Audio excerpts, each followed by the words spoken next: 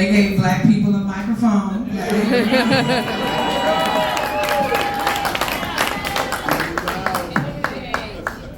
hear some people from Aces Matter in here. Where y'all live? Make some noise. That's what I'm talking about. So check this out. I love being black. No lie, I love being black. However, being black and growing up in poverty did a number on me. Y'all hold on. This is twist right. She said, "Have my way with this microphone." Come on. You know what? Here we go. I'm just gonna do it anyway. So here it is. Being black and growing up in poverty, it did a number on me. Make some noise if you're not ashamed to say you grew up in poverty. I don't know if you know it or not, but they say only 16% of kids that grew up in poverty will actually make it out. Only 16%. And for me, growing up in poverty and being black, it did a number on me. Let me tell you, it had me so insecure about my social skills. It had me so insecure about my small talk abilities, and my confidence was just shot, especially going on dates. I started dating, right? Growing up in poverty, coming out. And I remember like being on dates, and this one guy, he wants to get to know me, and he goes, "So, tell me a little bit about yourself. Like something that runs in your family." Without hesitation, I said, "Repossessions." 4 generations deep, we don't pay no bills. And y'all, that wasn't actually the worst part about it. My mom wanted to know, how did the date go? She was all excited. So I tell her about the repossession comment, and she goes, "How do you have 2 master's degrees and 0 social skills?" That rhetorical question had me rethinking my entire existence. I said rhetorical because I like to use big words that make me sound smart. And then people want to donate to my nonprofit. So anyhow, so seriously, that question actually had me thinking, yeah, I did go to college, right? It took me out of the ghetto, but it did not take me out of poverty. Honestly, it did not take me out of poverty. And I really didn't understand what the problem was. Oh, by the way, I brought my notes because I got an IEP and it says I can use my notes.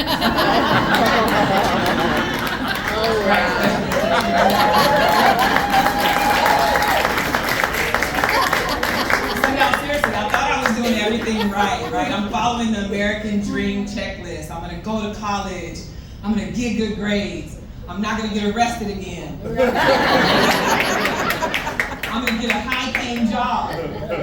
And then I became a teacher. Y'all know,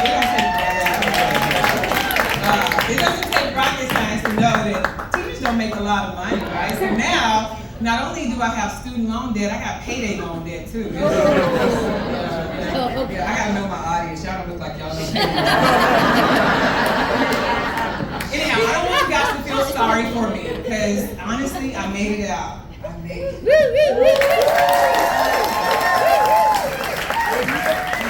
had a plan B, and that's the message. Everybody needs a plan B. You know what my plan B was?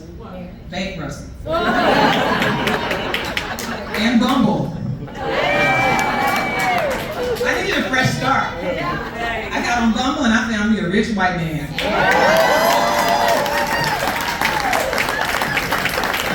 I went from being on plan B to I am on the white privilege, baby. Oh, it's so amazing up here. Oh, it's so amazing. So now that I'm living in my soft wife era,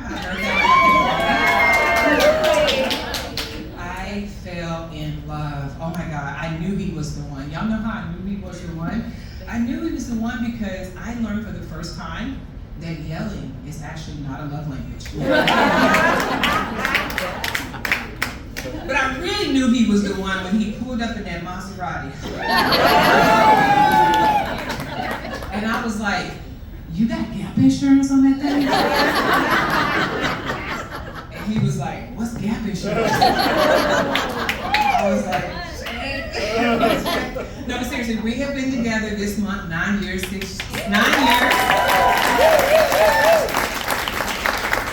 been engaged for 6 of those, so give it up for loyalty,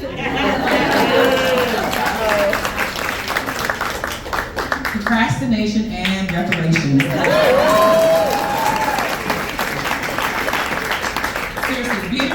interracial relationship has taught me a lot about social skills and small talk. Like I get to go on a lot of dates now, and most of the time I'm the only black person there because I'm in an interracial relationship, and it makes white people feel really uncomfortable. Right? So we're on couples dates, right? We're on couples dates, and I'm the one that everybody wants to get to know me, right? So we're making small talk, right? And one of the couples goes, we love to travel. We just don't like being told, we just don't like cruises, because we don't like being told when to get on and off a boat. Y'all know where this is going. Yeah. Neither did my ancestors.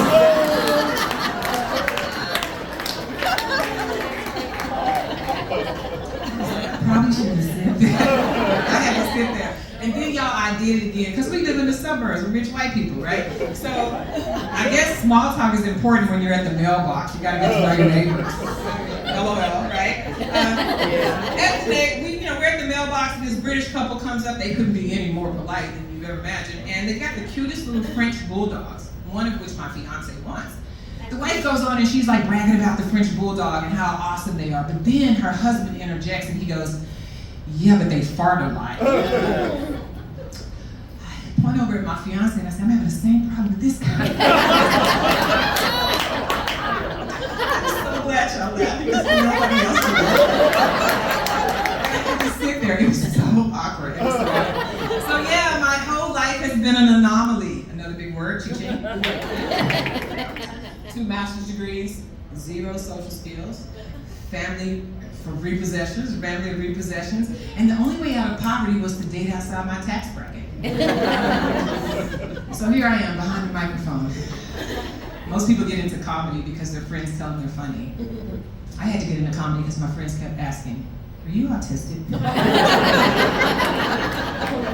Are you on the spectrum? Right? Y'all, I'm Cindy Stanford. My nonprofit is ACEs Matter. I create events for adults to overcome their childhood trauma and just do fun things. And so my next event is May 27th, Claremont, Florida. I hope to see you there. This has been fun.